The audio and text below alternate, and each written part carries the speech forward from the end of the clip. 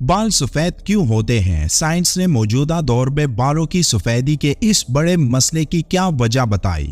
कुरान ने आज से 1400 साल पहले इस बारे में क्या इंकशाफ किया था, जिस पर साइंस आज रिसर्च कर रही है?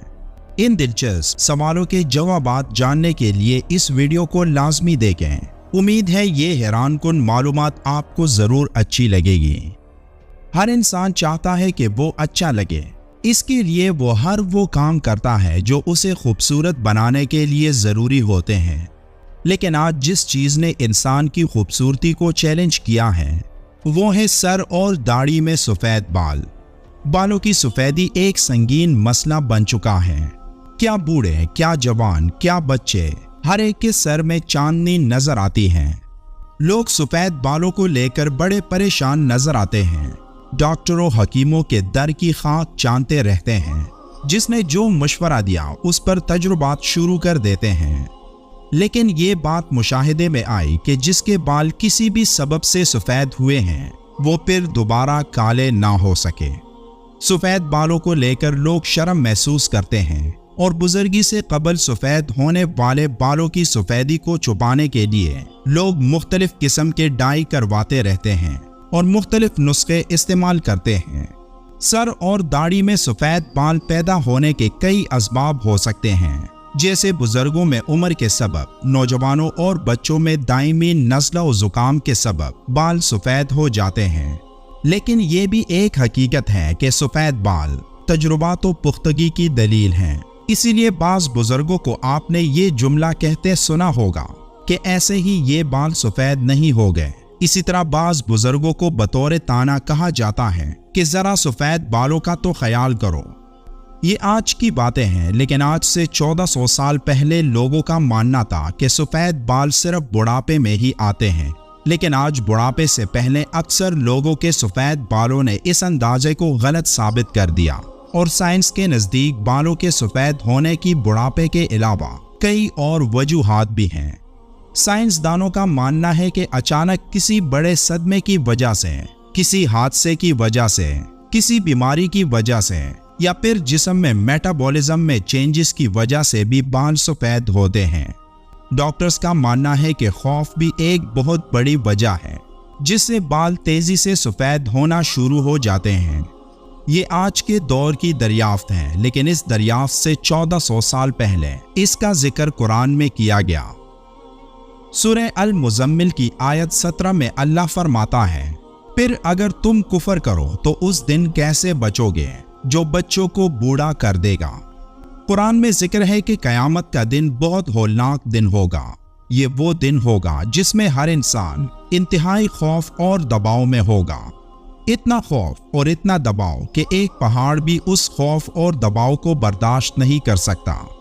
ये वही खौफ और दबाव है जिसके बारे में जदीद रिसर्च में सामने आया कि बालों के सफ़ेद होने की एक बड़ी वजह शदीद ज़हनी तनाव और खौफ भी है।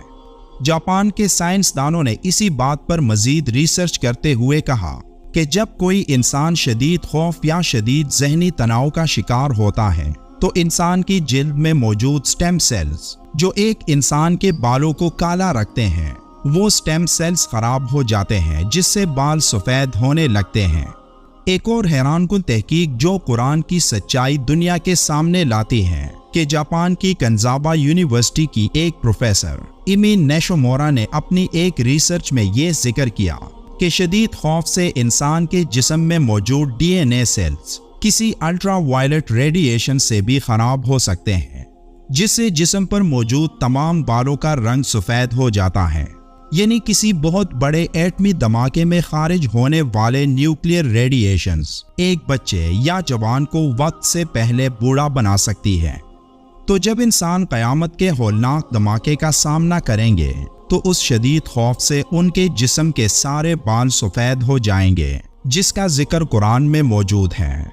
जैसे कि हज़रत ईसा अलैहिस्सलाम हज़रत नूह अलैहिस्सलाम के बेटे हज़रत साम की कब्र से गुजरे तो बनी इसराइल ने अर्ज़ किया, ए अल्लाह के नबी, अल्लाह पाक की बारगाह में दुआ फरमाएं कि वो इस कब्र वाले को जिंदा करें ताकि हम इससे मौत का तज़किरा सुनें। चुनांचे हज़रत ईसा अलैहिस्सलाम ने अल्लाह से हज़रत साम बिन नूह को जिंदा करने की दुआ की تو اللہ پاک نے انہیں زندہ فرما دیا۔ وہ سر سے مٹی جاڑتے ہوئے کھڑے ہو گئے۔ ان کے سر اور داڑھی کے بال سفید تھے۔ حضرت عیسیٰ علیہ السلام نے پوچھا، یہ سفیدی تو تمہارے زمانے میں نہیں تھی؟ تو انہوں نے فرمایا کہ میں آواز سن کر سمجھا کہ قیامت قائم ہو چکی ہے، اس کے خوف سے میرے سر اور داڑھی کے بال سفید ہو گئے۔ حضرت عیسیٰ علیہ السلام نے پوچھا، تمہارے انتقال کو کتنا عرصہ ہوا؟ تو انہوں نے بتایا، میرے انتقال کو 4000 سال گزر چکے ہیں، مگر اب تک موت کی سختی اور کڑواہٹ مجھ سے نہیں گئی۔ سوچیں کہ نبی کا بیٹا ہونے کے باوجود ان کا حال یہ ہے کہ قیامت آ جانے کے خوف نے ان کے سارے بال سفید کر دیے۔ انہیں ایسا خوف لاحق ہوا کہ ان کے سارے بال سفید ہو گئے۔ تو ہمیں خود کو دیکھنا چاہیے کہ ہم کہاں ہیں۔ یاد رکھیں کہ روئے زمین پر سب سے پہلے حضرت ابراہیم علیہ السلام کے بال سفید ہوئے۔ ان سے پہلے لوگ بوڑھے ہوتے تھے مگر ان کے بال سفید نہیں ہوتے تھے۔